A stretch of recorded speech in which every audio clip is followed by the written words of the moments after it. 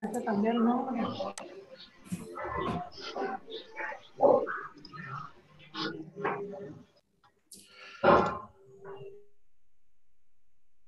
Hay una persona que se llama Iván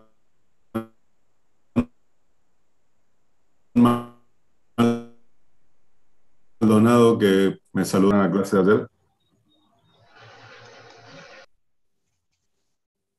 Buenas tardes, profe. No sé si me escucha. Te escucho bien.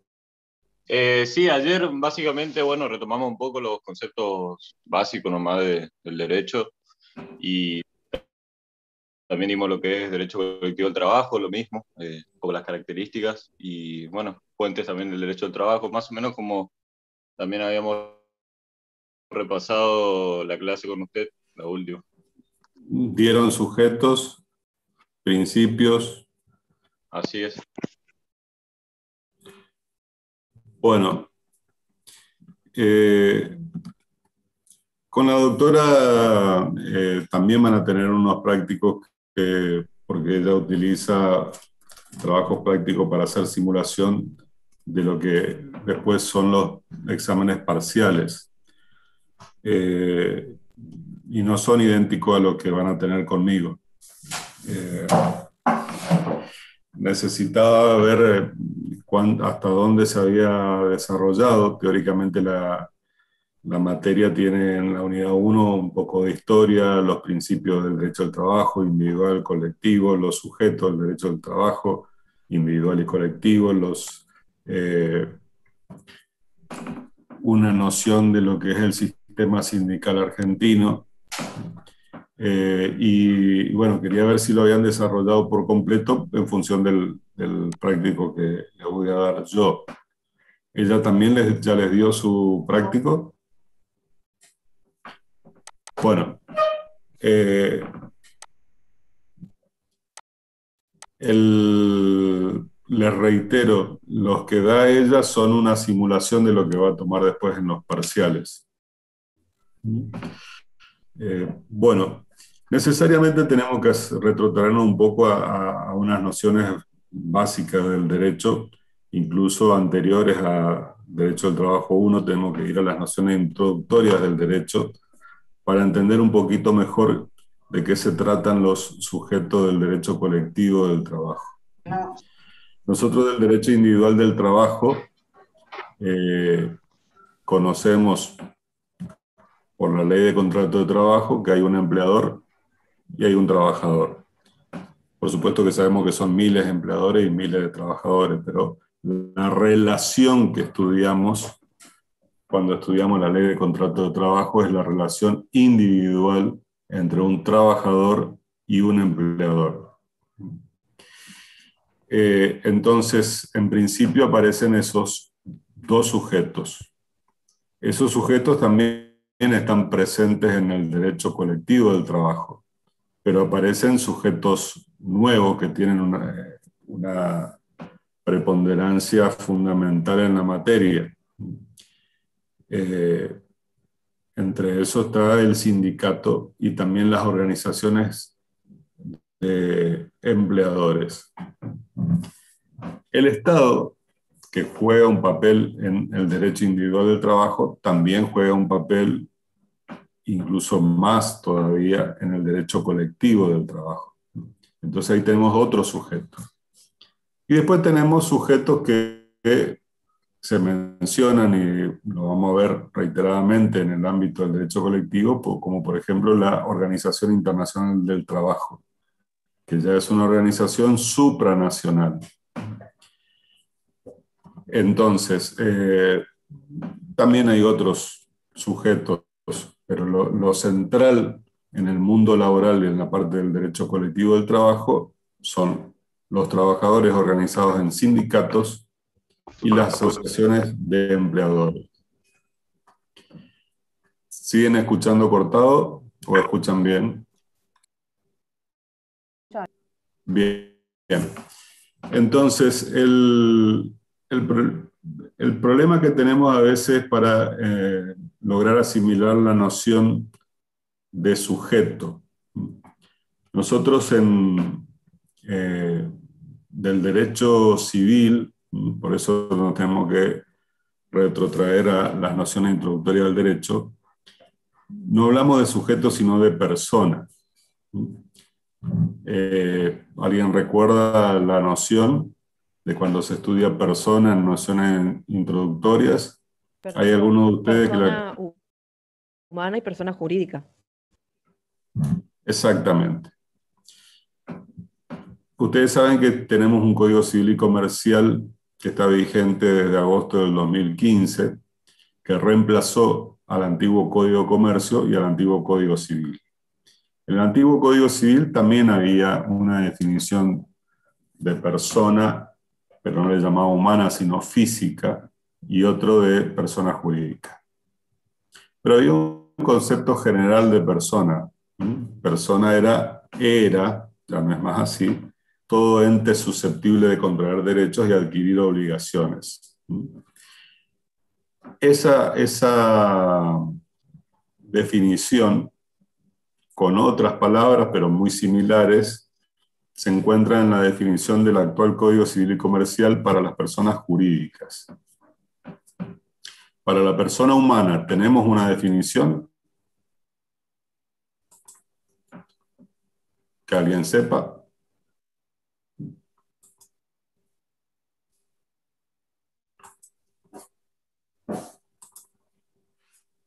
Estoy compartiendo pantalla porque vamos a ir directamente a ver lo que establece el Código Civil y Comercial. Brevemente. Esta página se llama Infolec.gov.ar. ¿La pueden ver? Sí, profe, se ve. Bueno, Infolec.gov.ar es una página del Estado Nacional, del Ministerio de Economía, pero ahí se encuentra toda la legislación que existen a nivel nacional en la Argentina. En esta página bajamos un poquito, tenemos una etiqueta para códigos, ahí entramos en códigos nacionales, entramos en el Código Civil y Comercial, tenemos lo que ellos le llaman texto completo, que en realidad es el texto original, y lo que se llama texto actualizado, que es obviamente también completo, pero incorporando las últimas modificaciones legales que puede haber tenido. Ingresamos en esa pantalla, buscamos, hay un índice temático, título preliminar, no es lo que buscamos, libro primero, parte general, tenemos el título primero, persona humana. Y dentro de persona humana, al hacer clic, nos da directamente a los artículos del Código Civil y Comercial que tienen que ver con este título de persona humana. Si ustedes miran en este título, que tiene varios capítulos y a su vez cada capítulo tiene secciones o puede tener varios artículos, no van a encontrar una definición de persona humana. Repito, el anterior Código Civil decía que persona era todo ente susceptible de adquirir derecho y contraer obligaciones. Esa definición de ente no pareció correcta a los ojos de este siglo XXI, digamos, definir a la persona como un ente. Entonces, ¿qué pasa? El problema es justamente definir qué es una persona, porque se ha comprobado que cualquier definición que querramos hacer de persona queda corto. Sí, si no van a hablar de la materia, por favor, silencien los micrófonos. Entonces, la definición de persona es problemática porque ahora tenemos en cuenta un montón de valores y situaciones que tal vez antes, no es que no la tuvieran en cuenta, pero parecía como que eran menos relevantes. Entonces, el compromiso actual que existe con los derechos humanos y la dignidad de las personas nos lleva a que evitemos definir, porque nos podemos quedar de corto. Es decir, hay gente que por distintos problemas genéticos no tiene ciertas aptitudes, sigue siendo una persona. No podemos definirla por el origen porque la técnica ha hecho que no es solo persona lo que sale del vientre de una mujer, es decir, también se pueden hacer de otra forma. Entonces, se han evitado hacer definiciones y directamente el Código Civil y Comercial plantea como su punto de partida, cuando habla de persona humana, el comienzo de la existencia. Entonces dice en el artículo 19 que la existencia de la persona humana comienza con la concepción. Al final del artículo 21 dice que si no nace con vida, se considera que nunca existió.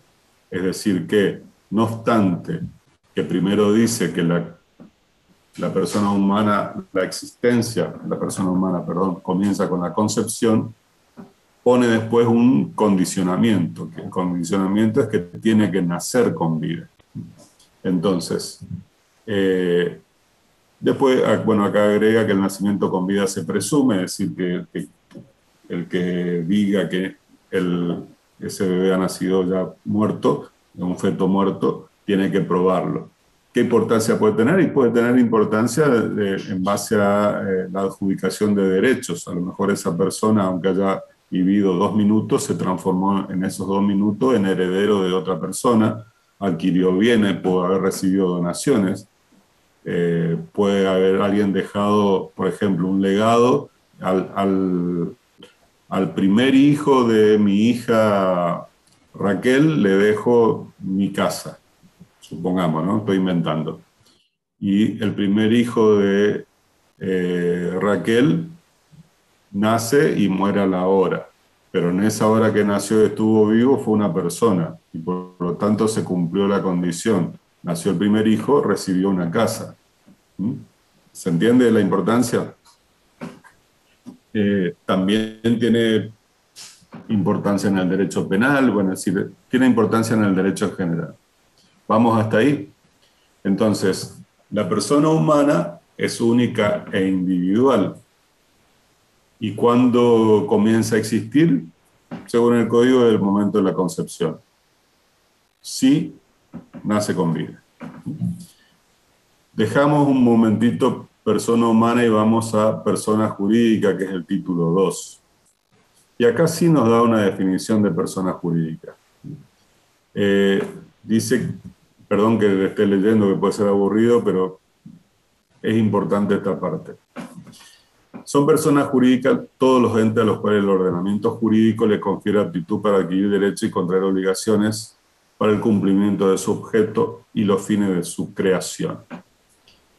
Bueno, más allá de esta definición del código, ¿alguien me puede decir qué entiende por persona jurídica?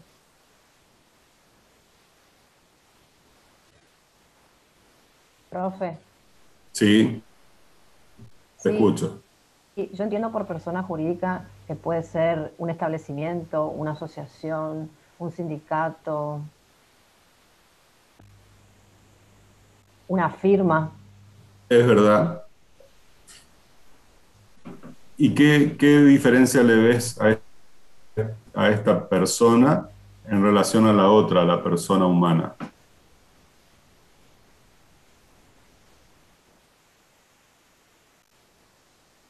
Y por Profe, ejemplo, ah, Sí, perdón, yo estaba buscando la comparación y la única que se puede llegar a hacer es que una, en el caso de la persona jurídica, carece de justamente de aquellas características del ser humano, de la persona humana, propiamente es dicho. verdad, eso es así. Porque en cuanto al otro, ambas personas pueden contraer y adquirir derechos y obligaciones. Sí, es correcto lo que está diciendo. Ahora hay un detalle que tiene la persona jurídica que hace que a veces nos confundamos en el lenguaje que utilizamos. Yo digo, acá la compañera dijo que una persona puede ser un sindicato. Efectivamente, un sindicato es una persona jurídica. Puede ser una firma, dijo ella. Dijo establecimiento. Ahí más o menos, porque el establecimiento es el lugar donde se desarrollan las tareas laborales. Y no es lo mismo el establecimiento que la empresa. Es decir, yo puedo tener una empresa como empresario individual, persona humana, que me dedico al comercio. Y tengo 4 sucursales de un comercio. Cada sucursal es un establecimiento. Entonces, el establecimiento no es una persona. En ese caso, va a tener un nombre. Vamos a suponer que yo a mis comercios le pongo Maxi Consumo de nombre, pero el dueño soy yo, la persona responsable, la que adquiere derechos y contrae obligaciones. Soy yo el dueño porque es una firma individual que me pertenece a mí. ¿Se entiende? Sí. Ahora, si es Maxi Consumo Sociedad Anónima, ustedes vieron en noción introductoria del derecho a las sociedades, si se constituye una sociedad anónima, esa sociedad anónima es una persona también. Sería una persona jurídica. Una persona Es jurídica, una pero persona colectiva. jurídica. Exacto. Bueno, esa es la apreciación correcta. Entonces, lo que a veces nos confunde para entender la materia, para desarrollar bien en un examen, un tema que tenga que ver con los sindicatos, que tenga que ver con las asociaciones empresariales, es comprender que las personas jurídicas están constituidas por personas humanas. La persona humana, salvo el caso de la mujer embarazada que lleva en su interior a otra persona, no es única, no hay 2 personas en una. ¿Se entiende? En cambio, por eso es individual y no puede más que ser individual. En cambio, la persona jurídica no puede ser más que colectiva, porque cuando en el artículo 141 está la definición y en el 142 dice cuándo comienza la existencia. Y dice, la existencia de la persona jurídica privada comienza desde su constitución, es decir, tiene que ser constituida esa persona. ¿Y quiénes la constituyen? Personas humanas, 3, 4, 5, 10, 1000, lo que fuere, personas humanas que comparten un objetivo y para cumplir ese objetivo dice, vamos a constituir una persona jurídica. ¿Sí? Bueno, y el artículo 143 que le sigue dice algo esencial. Dice personalidad diferenciada. La persona jurídica tiene una personalidad distinta a la de sus miembros. Entonces, esas personas humanas que han decidido constituir una persona jurídica, una vez que la han constituido, esa persona jurídica se independiza como persona de ellos. Tiene una personalidad diferente. Y eso tiene mucha importancia por lo siguiente, porque, por ejemplo, en el ámbito del derecho laboral, uno cuando tiene que hacer una demanda porque lo han despedido, ¿contra quién va a dirigir la demanda? Contra el empleador. ¿Quién es el empleador? ¿Es Juan, Pedro, José, que han constituido la persona jurídica o es la persona jurídica?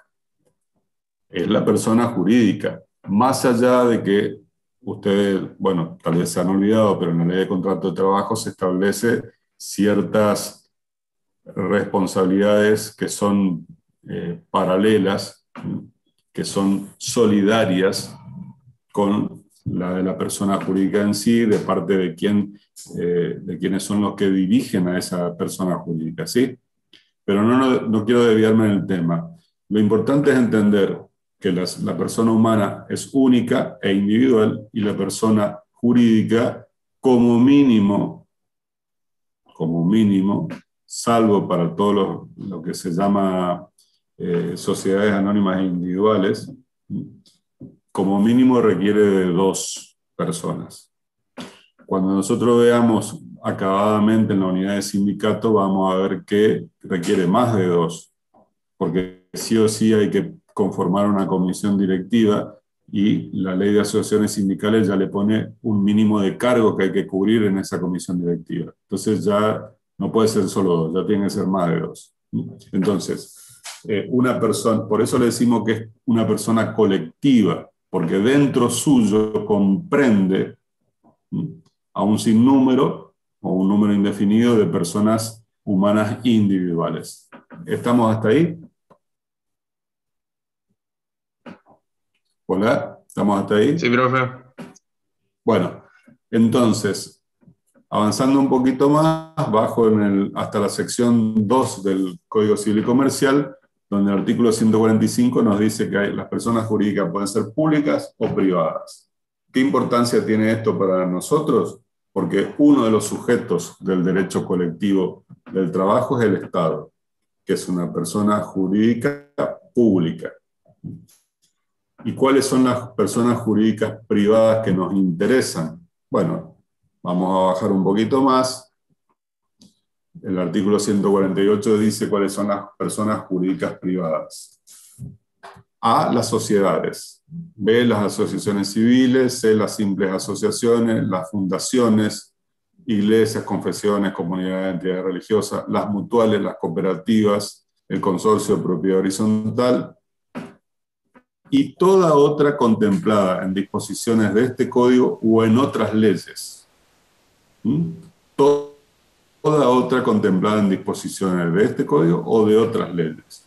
Entre esas otras leyes está la ley de asociaciones sindicales, donde aparece en esa ley una persona jurídica que no está en esta lista que acabo de leer, que es la asociación sindical. Entonces, la asociación sindical es una persona jurídica, no está dentro del listado del Código Civil, pero el Código Civil ya prevé la posibilidad de que otras leyes establezcan diferentes personas jurídicas, además de las que están acá en el listado. Entonces, cuando nosotros estamos buscando la persona jurídica que representa a los trabajadores, que es el sindicato o asociación sindical, vamos a tener que recurrir a una de esas otras leyes, que es la ley 23.551 o ley de asociaciones sindicales. Ahora, del lado del empleador, el empleador puede ser individual, puede poner un comercio, lo que fuere, o un negocio de las características que quiera,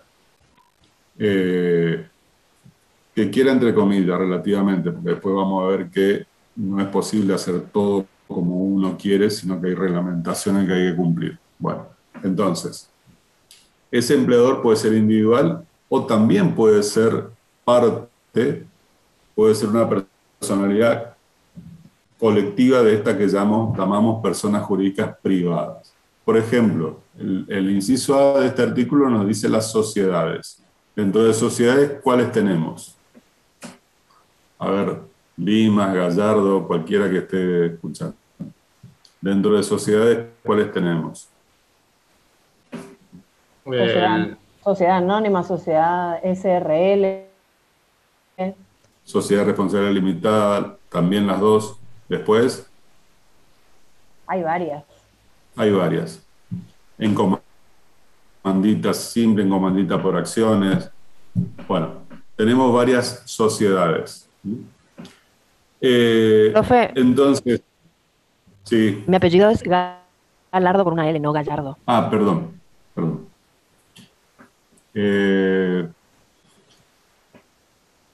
Las cooperativas, las mutuales, las fundaciones, las simples asociaciones, las asociaciones civiles que menciona acá el resto de los incisos del Código Civil y Comercial, también pueden ser empleadoras. También pueden ser empleadoras. Porque una fundación, aunque no persiga fines de lucro, necesita contratar a la gente que va a atender a las personas que ellos atienden. Vamos a suponer una fundación que se constituye para colaborar y mejorar la situación de los enfermos de cáncer. Y bueno, llega un momento que crece una cantidad suficiente y necesita contratar empleados. Puede ser empleadora una fundación, puede ser empleadora las asociaciones civiles, las entidades deportivas, los clubes de fútbol, todos son asociaciones civiles. Pueden ser empleadores las mutuales, las cooperativas, etc. Entonces, y esto es solo el listado del Código Civil y Comercial. También hay que ver la posibilidad de otras leyes. Por ejemplo, entre esas otras leyes está la Ley de Entidades Financieras, que regula a unas personas jurídicas muy particulares, que son las entidades bancarias. Esa tiene una regulación específica por fuera de esta regulación del Código Civil y Comercial. Y por supuesto que, como es obvio y todos lo saben, las asociaciones bancarias, las entidades bancarias tienen empleados también, etcétera, y tienen una fuerte presencia en la economía nacional y por lo tanto en el mundo laboral. Entonces, tenemos acá un listado de personas jurídicas privadas que no es taxativo y no es un número cerrado. Hay otras personas jurídicas privadas que son reguladas por otras leyes. La más importante para nosotros, reitero, la Ley de Asociaciones Sindicales, que regula el nacimiento, la existencia y la extinción de la persona jurídica que llamamos asociación sindical o simplemente sindicato. Entonces, ¿por qué necesitamos retroceder hasta el Código Civil y Comercial y las nociones introductorias del derecho? Para entender que cuando hablamos de un sindicato, estamos hablando de una persona que es jurídica y que por lo tanto es colectiva y que por lo tanto está conformada por un conjunto de personas humanas que se han dado un objetivo común y se han dado una normativa que regula la vida de esa persona jurídica, de lo que le llamamos el estatuto del sindicato, y ustedes no pueden confundir cuando se habla de persona el sindicato con una personalidad jurídica X con José Gómez, que está afiliado al sindicato y tiene su propia personalidad jurídica como el señor José Gómez. ¿Se entiende? Esto que parece que se entiende, después se ve que hay reiterados problemas con este tema.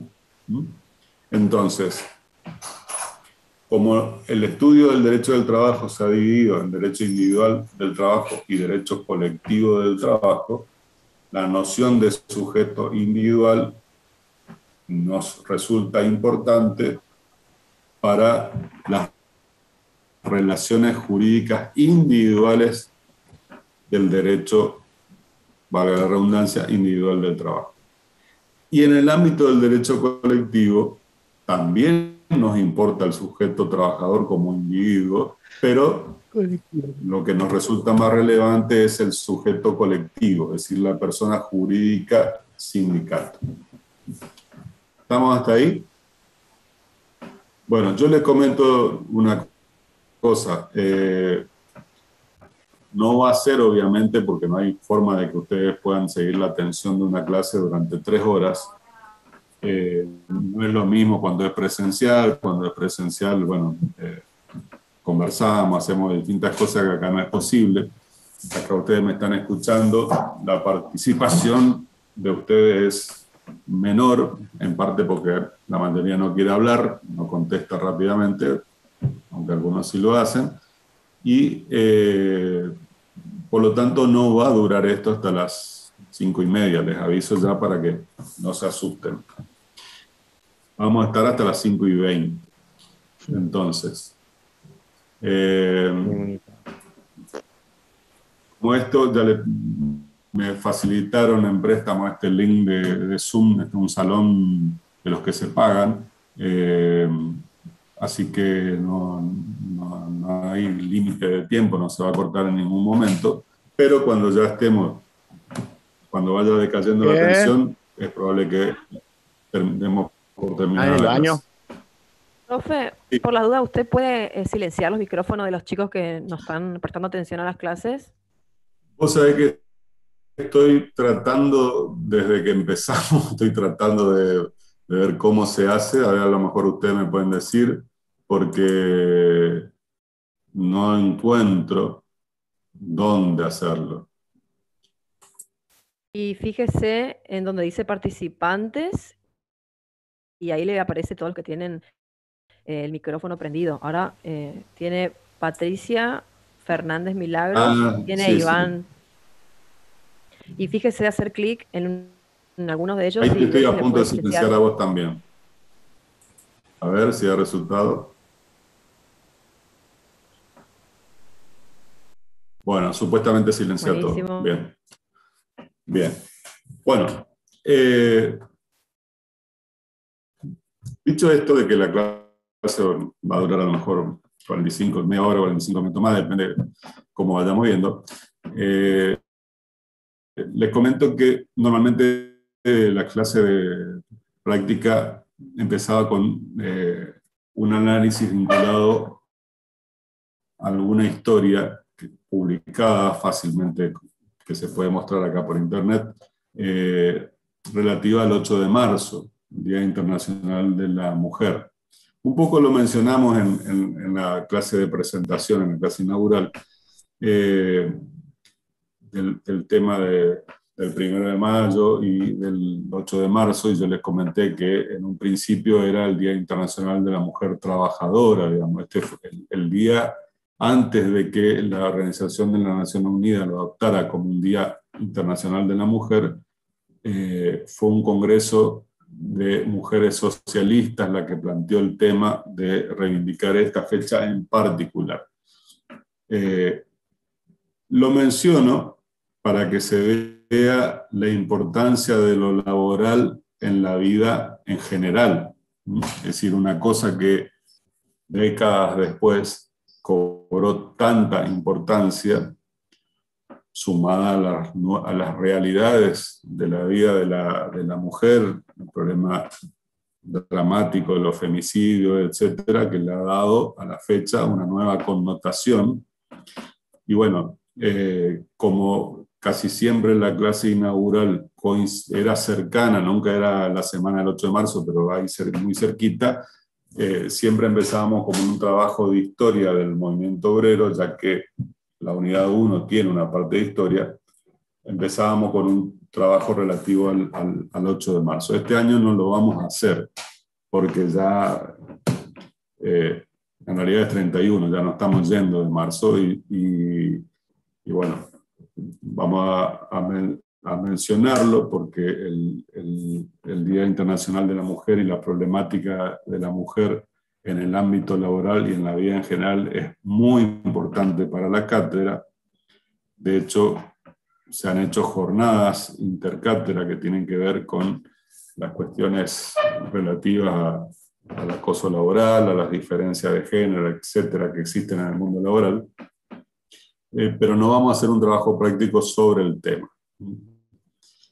Vamos a ir directamente a otros aspectos de la misma unidad 1, que puede tener que ver con los principios y con los sujetos del derecho del trabajo. ¿Hay alguien, varón o mujer, que quiera hacer un comentario sobre el tema del 8 de marzo? Tiene la posibilidad ahora.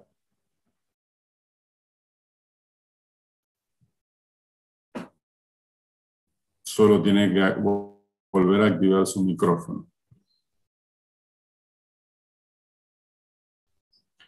Bueno.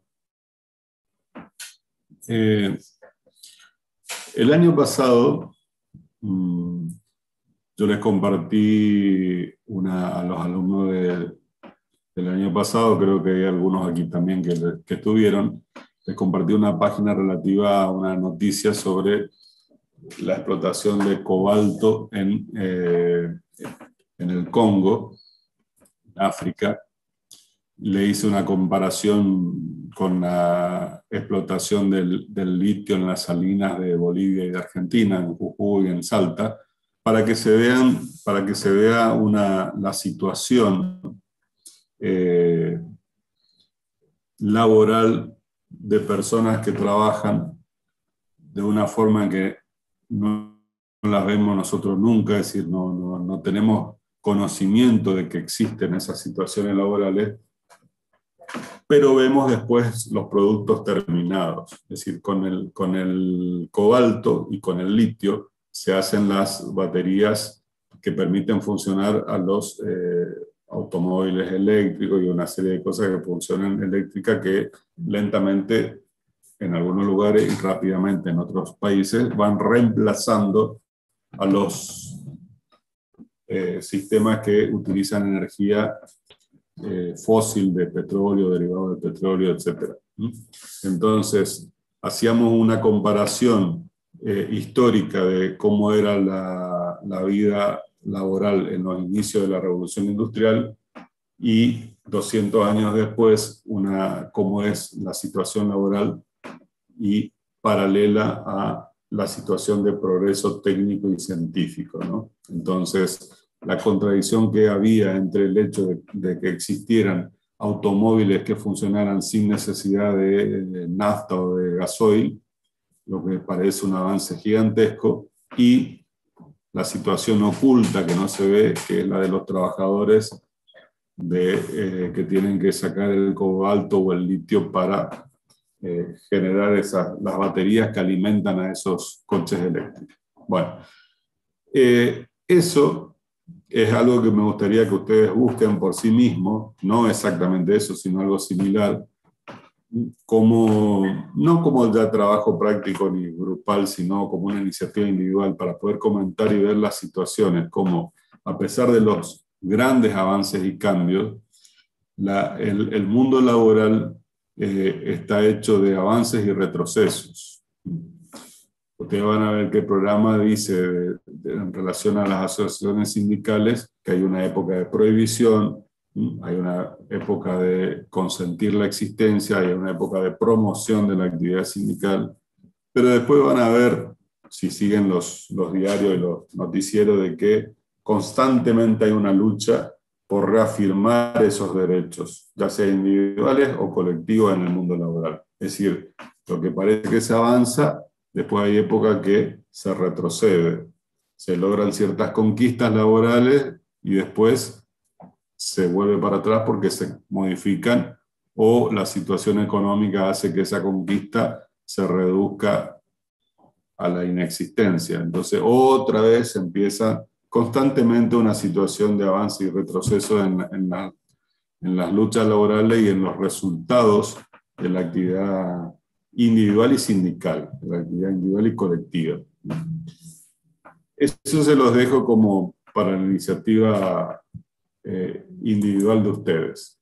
Voy a dejar de compartir la página del Código Civil y Comercial y les voy a poner a compartir lo que va a ser el trabajo práctico número 1,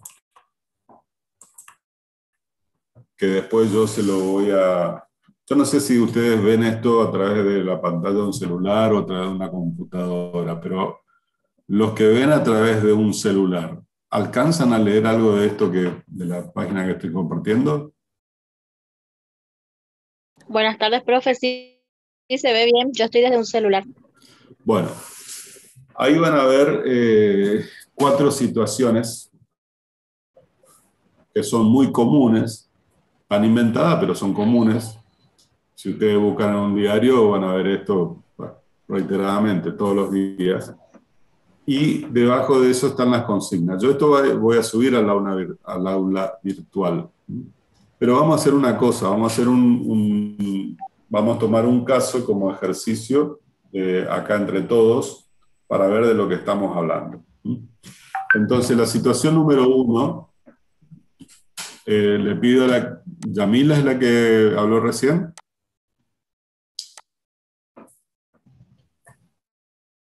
La que me dijo que leía del celular es Yamila. No, profe, Carolina. Bueno, porque Carolina, entonces, te pido a vos que la leas. Situación número 1. Bueno, unidad 1, sujetos, situación número 1. Juan González, trabajador de un supermercado que es despedido, interpone una demanda laboral contra la empresa Fortaleza Hierros S.A. Bien. Baja la consigna. Donde dice consigna, dice identificar los sujetos intervinientes.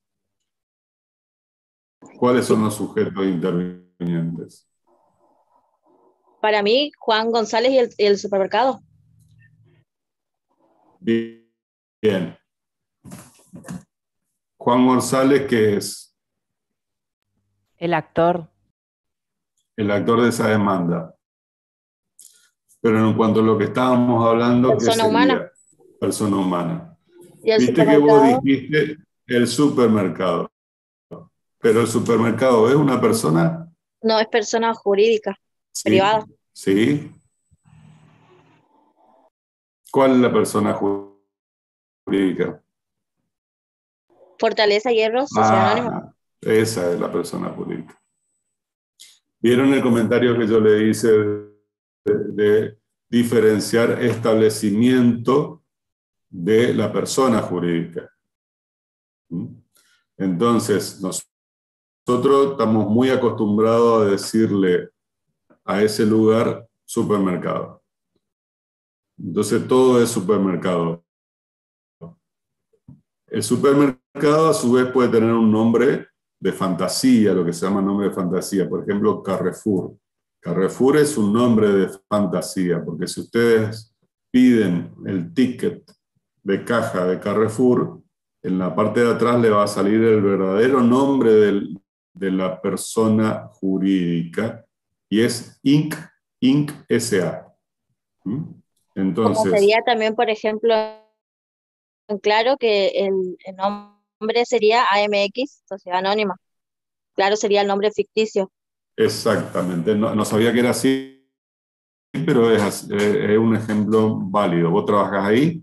Sí, Bueno, entonces, vieron que en Derecho Individual del Trabajo, una de las, yo no sé exactamente en qué profundidad estudian Derecho del Trabajo en relaciones laborales, pero cuando se estudia en abogacía, una de las cosas más relevantes es justamente el tema de entender quién es el empleador, porque contra el empleador es que se dirigen las demandas. Esta persona dice que, el ejemplo, la situación dice que es despedido y que interpone una demanda laboral.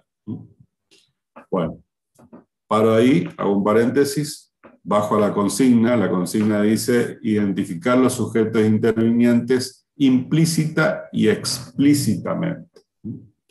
Bueno, cierro el paréntesis, vuelvo a la situación. Interpone una demanda laboral. ¿Ante quién se interpone una demanda laboral? ante la persona jurídica, Fortaleza Hierros, Sociedad Anónima. No. Eso se interpone contra Fortaleza Hierro Sociedad Anónima, pero no es a ellos a los que se le presenta la demanda.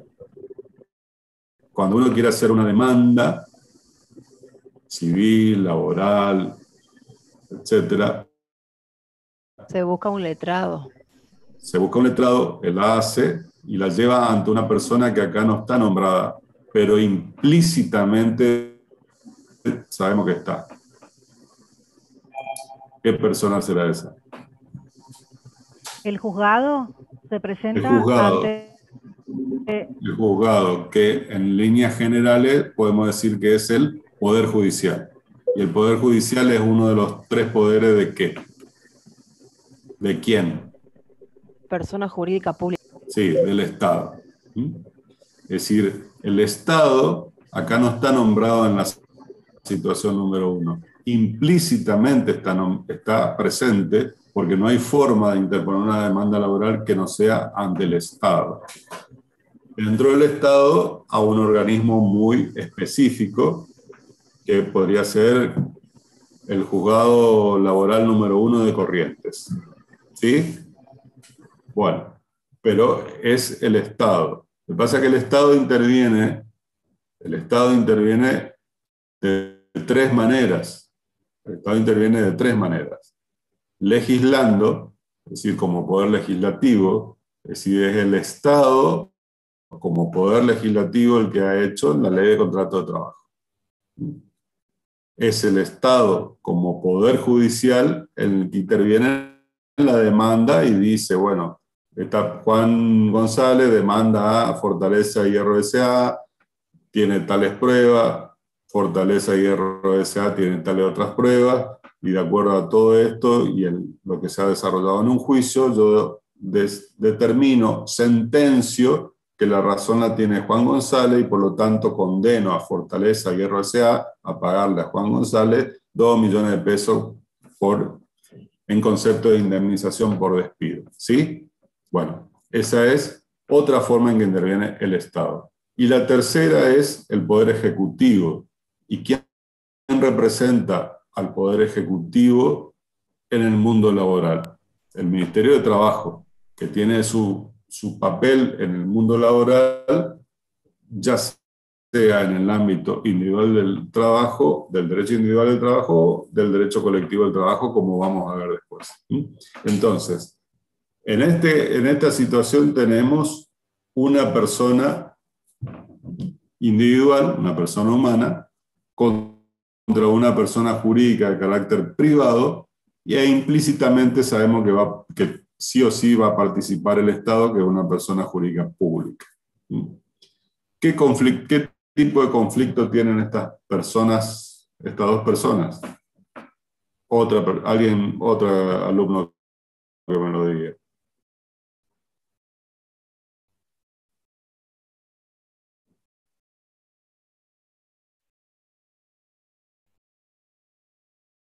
Perdón, profe, ¿qué dijo?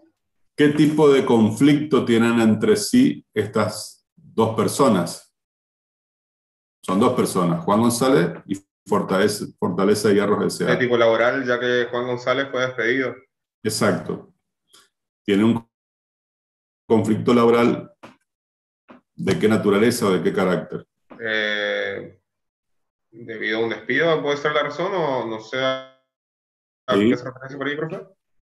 Es un conflicto individual del trabajo. Es decir, nosotros lo resolvemos en el marco de la ley de contrato de trabajo. En el marco de la ley de contrato de trabajo, que regula las relaciones entre empleador y trabajador, tenemos un capítulo sobre despido, ¿no?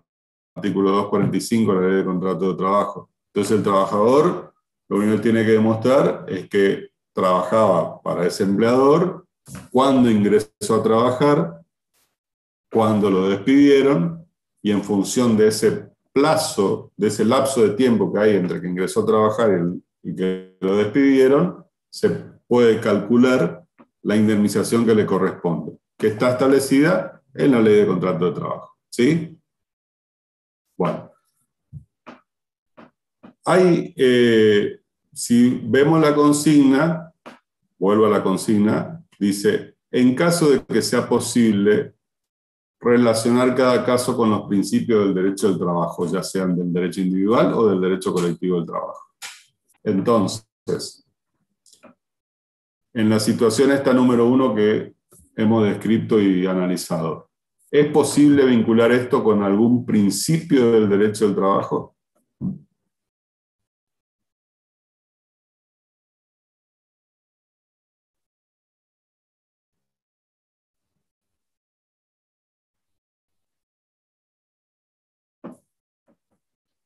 ¿Nadie se anima a decir algo? Profe, Sí. buenas tardes. Buenas tardes. Si no estoy tan errado, puede ser de continuidad laboral. Bueno, pero él no va a pedir que lo... O sea, como fue despedido, ¿no, tío? Y bueno, en este caso no aclara bien el caso, Mateo, pero se puede... No es detallado. Pero nosotros, Exactamente, sí. Si dijimos que es un conflicto individual y vemos que es una relación de trabajo entre una persona humana y una persona jurídica, ¿no? Individual. Entonces, De y el razonabilidad, conflicto es perdón, individual. de razonabilidad puede ser, porque dice ninguna conducta del empleador puede ser arbitraria o antojadiza, que es el Bueno, artículo 66 de la Ley de Contrato de Trabajo, que dice la facultad de modificar formas y modalidades de trabajo, porque acá estamos hablando de que se cambia una modalidad de trabajo en el sentido de que fue despedido. claro, fue ¿Puede ser o no? despedido. Le puso fin al contrato de trabajo. Le puso fin. ¿Puedo seguir yo? ¿Sigo yo? Bien.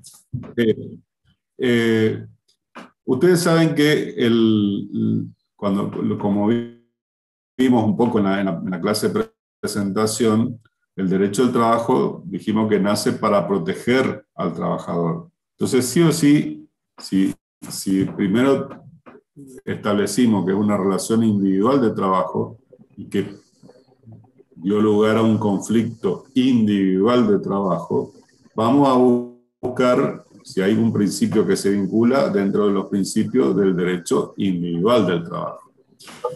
Como idea general, con seguridad que tiene relación con el principio protectorio. ¿Pero por qué? Porque la forma de proteger al trabajador es que cuando le ponen fin arbitrariamente al contrato de trabajo, por voluntad unilateral del empleador, tiene derecho a una indemnización. Nuestro sistema no es el de la prohibición absoluta del despido, es decir, el trabajador no tiene derecho a trabajar eternamente hasta que muera con un empleador, pero sí tiene derecho a ser indemnizado por el despido. Ese es el sistema de protección que la Argentina y la mayoría de los países del mundo ha adoptado, es decir, transforma en dinero esa protección, ¿sí? Entonces, ¿por qué la protección está vinculada al tiempo que estuvo trabajando? Cuanto más tiempo estuvo trabajando para un empleador, mayor indemnización le corresponde, porque es un mes de sueldo por cada año trabajado. O sea, si trabajó poquito tiempo, le corresponde una indemnización pequeña. Si trabajó mucho tiempo, una indemnización más grande. Entonces, ese es el sistema de protección que nosotros adoptamos.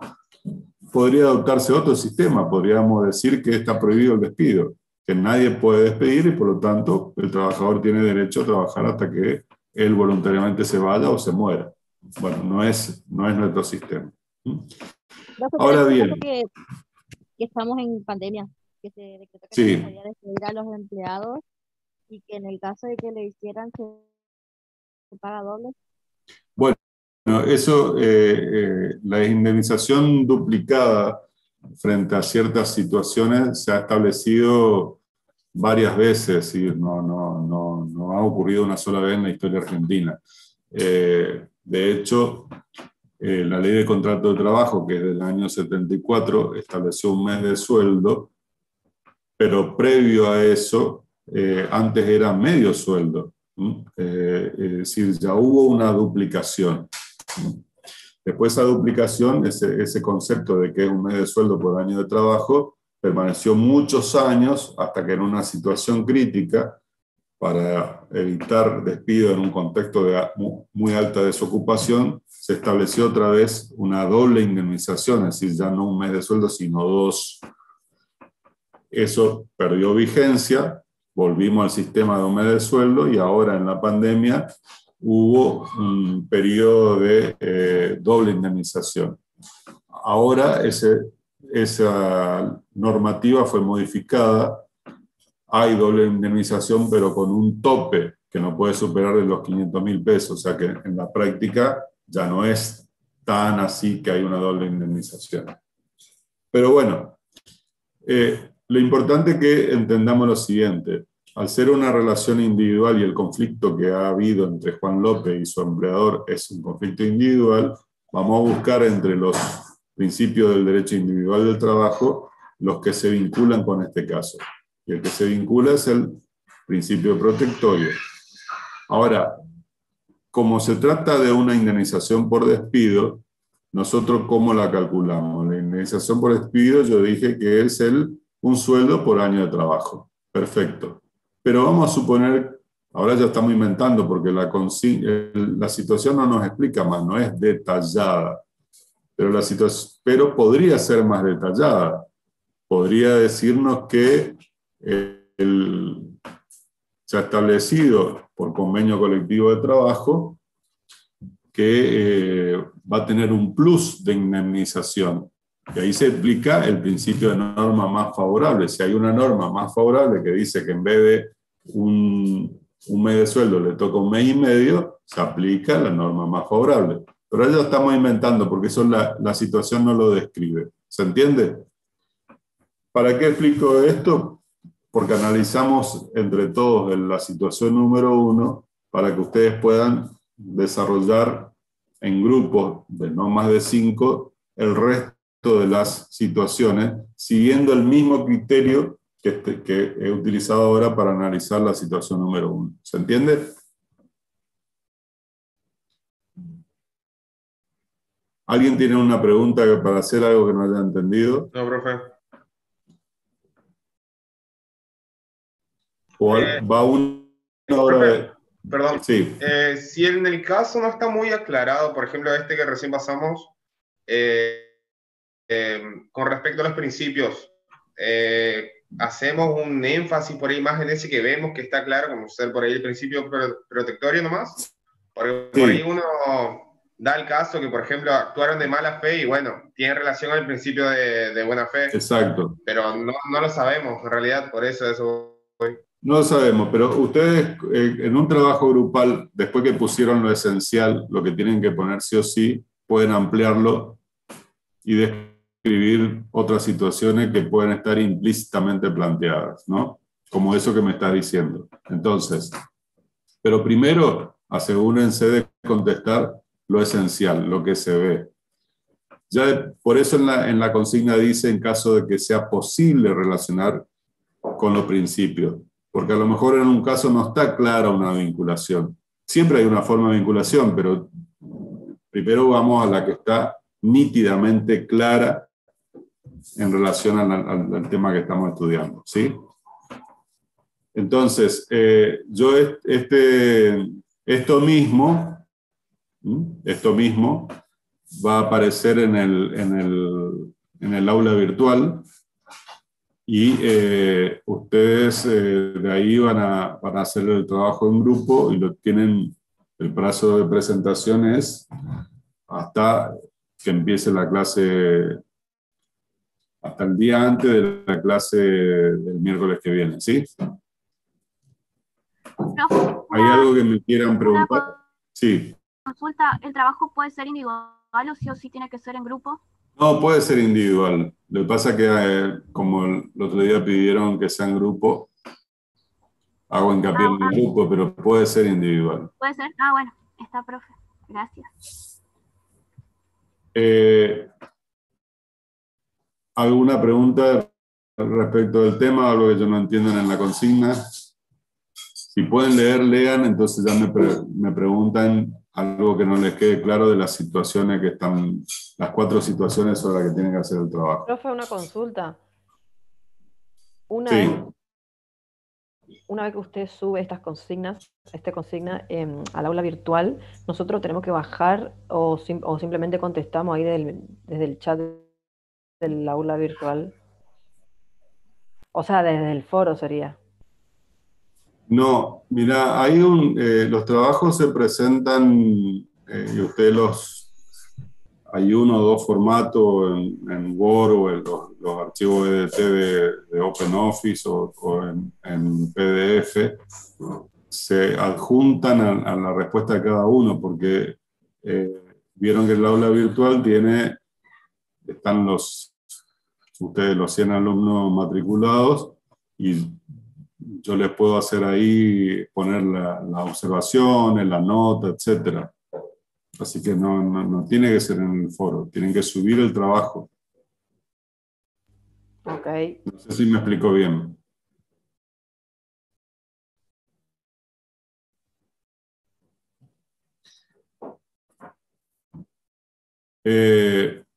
Permiso, voy a sacar esto un momentito. Voy a compartir una pizarra en blanco.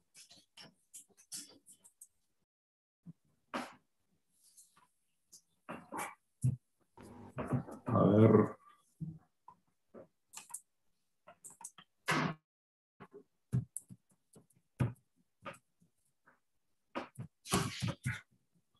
Si alguien tiene problemas, ¿ven ahí mi correo electrónico? Sí, Sí, es el mismo profe, con el que nos manda, el mismo que nos manda De el ahí yo link. les mando, pero lo que pasa es que también tengo otro que es el de la comunidad UNE, pero este es el que miro todos los días. Bueno, igual sigue habiendo 3 correos que me son rebotados, es decir, hay 3 alumnos que están matriculados con un correo electrónico que o no usan más o algo ha ocurrido. Así que le diría que traten de verificar esa situación y actualizar los datos que tengan ahí en la matriculación. Bueno, no tiene mucho sentido que les deje aquí el trabajo práctico porque igual va a ser subido al aula virtual. Lo que yo quiero es que antes de dar por finalizada la clase, alguien se tome la molestia de leer rápidamente las situaciones para pedirme ahora las aclaraciones que necesiten.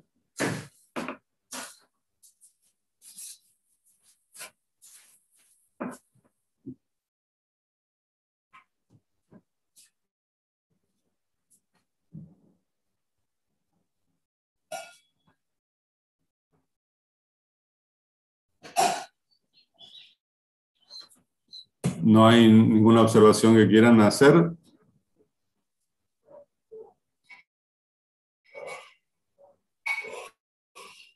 Bueno, con eso damos por finalizada la clase de hoy. ¿Sí?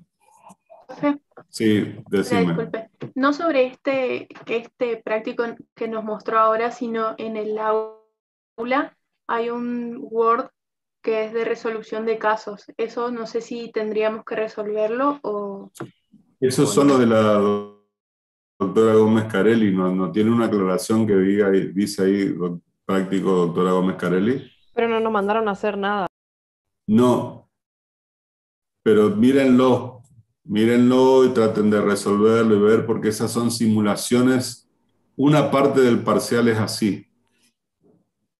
bueno. Yo, el práctico que yo que trato de darles a ustedes, está vinculado, trata de estar vinculado con el papel que juega en el mundo laboral un licenciado en relaciones laborales.